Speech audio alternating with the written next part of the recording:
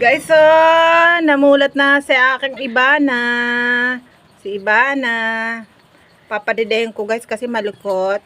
Kailangan niya siyang hawakan na mahigpit. At para mapadede, pero dilat na siya guys. Oh, tingnan niyo oh.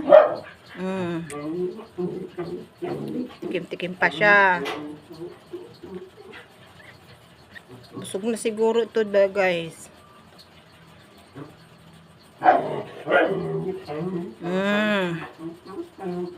Busog na siya.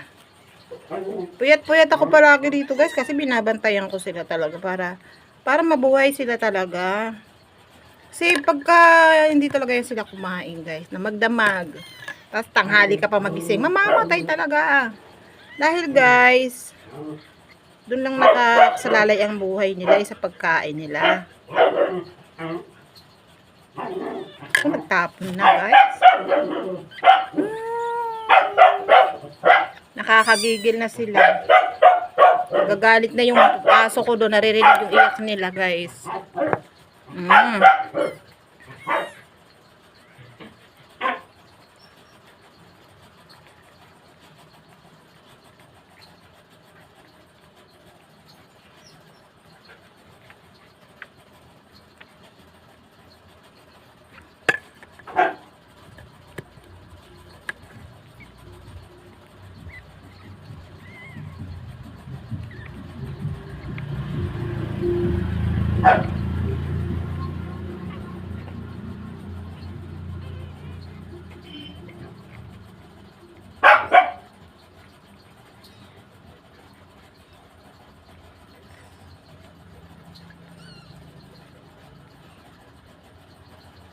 Arte?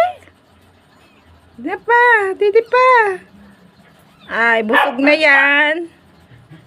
Arte na busog na yan. Busog na. Manggigigil ako guys. Manggigigil. Gusto ko na silang kurutin. Papalidayin ko pa si Alawi guys. Si Alawi guys, kaya alam ko si Alawi siya. Kasi guys, nakapikit pa siya. Tamang bibig ang laki.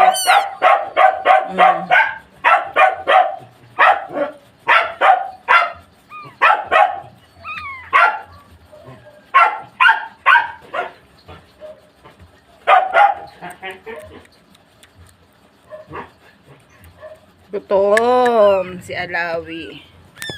Teka, isa na lang. Naku, nananabunot na ng sarili niya. Ay, nako.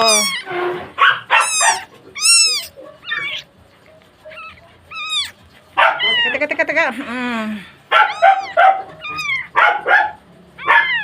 Hindi. Sige na. Bati na. Hinto ako kasi guys. Nagagalit. Oo, maldita na. Meron pa. Busog na sila. Bye everyone.